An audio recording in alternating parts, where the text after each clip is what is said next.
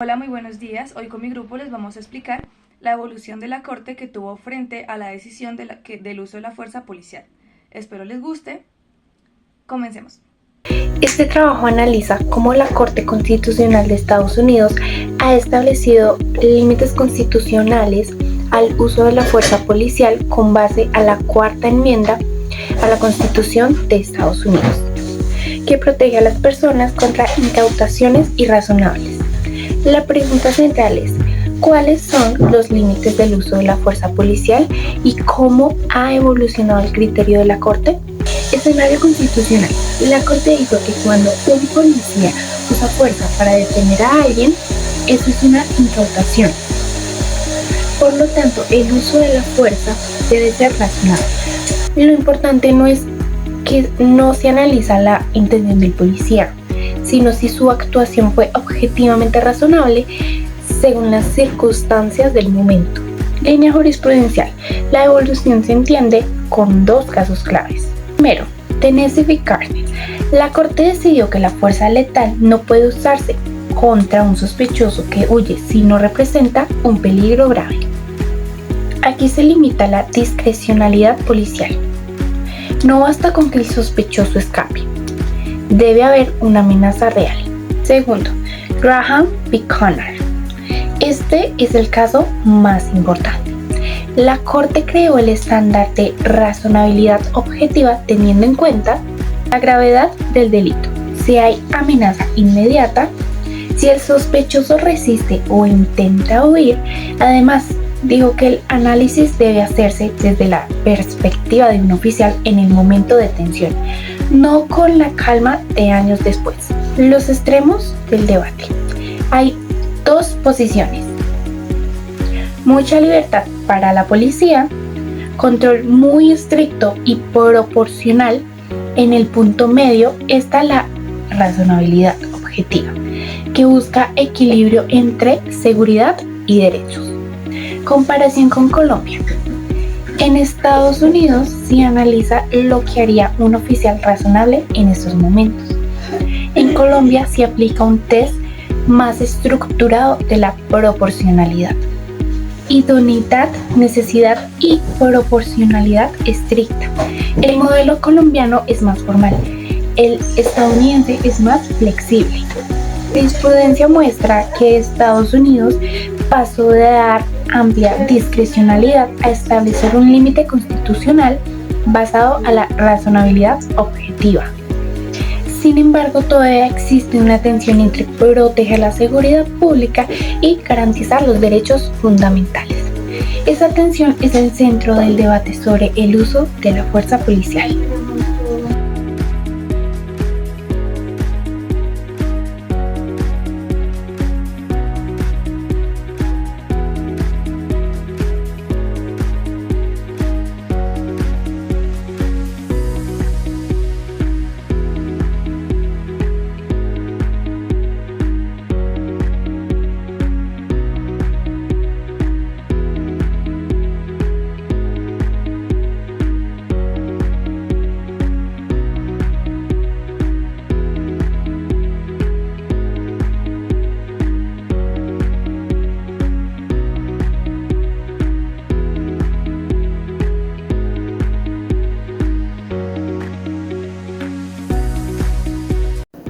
Más vengo a presentar cómo construimos nuestra línea jurisprudencial. Esta línea jurisprudencial fue hecha desde la historia y basada también en sentencias. Entonces, vamos a comenzar con nuestro punto arquimédico, que es la C-134 de 2021. Esta dicta el uso de la fuerza policial y los métodos que utiliza. No estamos hablando de la policía de los 90, sino estamos hablando de la policía de hoy en día, la cual tiene gases lacrimógenos y taser. Estas armas, al ser consideradas de baja letalidad, no quitan que no sean un método de tortura. Por lo tanto, esta sentencia lo que busca es regularlas y cualquier uso irracional de ellas vaya a estar conllevado como tortura. Acá en la 3.2, como podemos observar, vamos a utilizar la ingeniería reversa y el nicho citacional. Entonces, vamos a volver a las fechas de 1994, 2005 y 2017.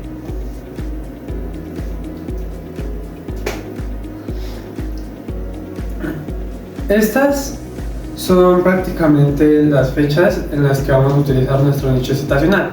Acá se muestra cómo se importa la cuarta enmienda de Estados Unidos a Colombia y por la cual esta misma evalúa la razonabilidad de la fuerza. Vamos con nuestra sentencia fundadora, la cual es la C024 de 1994. Esta se dicta a que la policía sea una fuerza civil, ya que prácticamente esta sentencia nace por la necesidad de la confusión que se tenía de las ramas. Entonces, por ejemplo, podemos observar que el Estado estuvo en estado de sitio durante muchas décadas. Por lo tanto, la rama de la policía no era una rama civil, sino era una rama militar, por así decirlo. Entonces, esta sentencia lo que basa es la separación clara de la fuerza pública. En pocas palabras, que la policía es un órgano civil y la militar es un órgano de último recurso, que solo utiliza la fuerza. Ahora vamos con nuestra sentencia consolidadora, la C822 del 2005. Esta nos da un instructivo, por así decirlo, para calificar las acciones del policía, la cual es idoneidad, necesidad y proporcionalidad. En pocas palabras, esto es la base con la cual se fundamentan los castigos para las acciones que cometan los policías bajo la acción. Entonces, la idoneidad es si es legítimo, la necesidad, si necesariamente tocaba utilizar la fuerza, y terceramente la proporcionalidad, debido al caso en el que se aplique la fuerza. Estas serían las instrucciones que da la C822 del 2005. Ahora pasamos con la 3.5, la sentencia CTC 7641 de 2020. Esta es la sentencia del basta ya. Se prohíbe a los policías usar armas contundentes como la escopeta de calibre 12 que se utilizaba el SMAT bajo las épocas del 2019 para protestas, ya que no son reguladoras de la sentencia del 2021. Entonces, acá podemos aplicar que también podemos destacar que la sentencia también dicta que las personas que cometan estos actos, hablando de los policías, no pueden ser condenadas solamente ellas por individual. También se puede sentenciar al órgano competente al no tener una regularidad clara ante estos procesos. Ahora pasamos con nuestro análisis de ratio. Vamos a comenzar con la 4.1, que es del orden público a la dignidad humana. Anteriormente esto se citaba que era por el bien del Estado.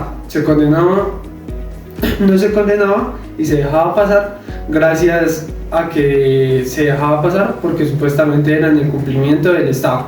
Pero cambiando los años, ahora es por la dignidad humana. Por lo tanto, ahora se toma razonabilidad a la hora de hacer los actos de fuerza y ya no se protege al Estado bajo cualquier costo como era la dignidad humana. Esto establece que la dignidad humana ahora es principal para las personas en Colombia. Y las armas de letalidad reducida hoy. Esto también se le conoce como ALR, a las armas de letalidad reducida. Estas, como ya antes mencionamos, se encuentran reguladas bajo la C134 de 2021 debido a los efectos secundarios que puede generar en las personas. Entonces, acá esto se evalúa que es como método de último alcance, cuando la situación se sale de las manos de los uniformados y se tienen que tomar medidas de la fuerza. No siendo más, dejo citado todo lo que es las sentencias, cómo conformamos nuestra línea jurisprudencial y mi análisis de ratio. Muchas gracias. En esta parte de la exposición voy a explicar cómo ha evolucionado la postura de la Corte Constitucional frente al uso de la fuerza por parte de la Policía Nacional, a partir de una línea jurisprudencial que va desde un menor control hasta un mayor control constitucional. Representación gráfica y sombra de decisión. La línea jurisprudencial que vemos está organizada de manera horizontal y nos permite identificar el nivel de control que ejerce la Corte sobre la actuación policial. En el extremo izquierdo encontramos las decisiones donde la Corte otorga mayor margen de acción a la policía, principalmente para preservar el orden público.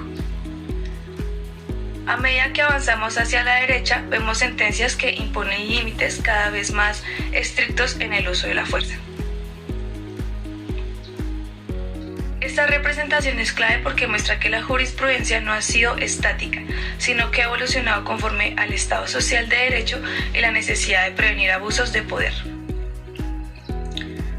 Ubicación de los nodos. Sentencia C-024 de 1994.